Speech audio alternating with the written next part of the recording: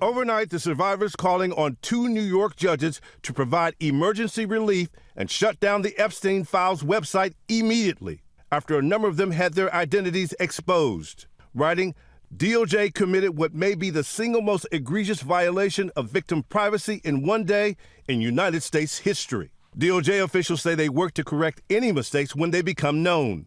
Every time we hear from a victim or their lawyer that they believe that their name was not properly redacted, we immediately rectify that. But the emergency request includes this quote from a person whose name has never been divulged before, saying, "I've never come forward. I'm now being harassed by the media and others.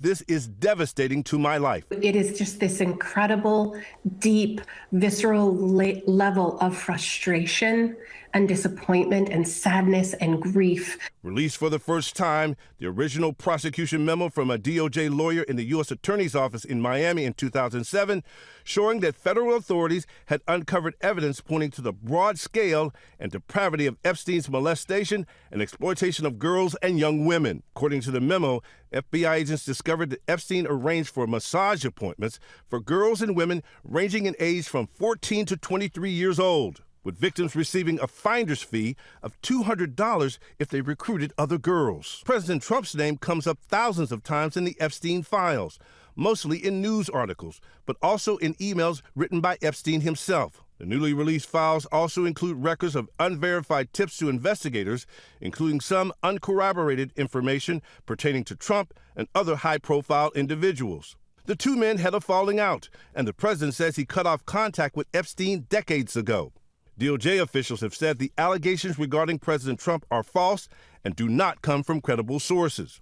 The new documents are also placing even more scrutiny on men who we've known spent time with Epstein. Among the thousands of new photos released, these never-before-seen images of former Prince Andrew, who was stripped of his royal titles last year over his relationship with Epstein. Now seen here, crouched over a young woman, her face redacted, the date and context of the interaction unclear. Representatives for Andrew have not responded to a request for comment, but now the UK Prime Minister Keir Starmer is calling for Andrew to testify before Congress. Epstein was freed in 2009, and the newly released documents show he continued to communicate with some of the most powerful men in the world. The newly released documents show in 2012 Epstein emailing tech billionaire Elon Musk. In one email, it appears Musk asked, quote, "What day night will be the wildest party on your island?" Epstein had been cozying up to some of the most influential men on the planet since the 1990s. All have denied any wrongdoing and any knowledge of crimes or Epstein targeting children.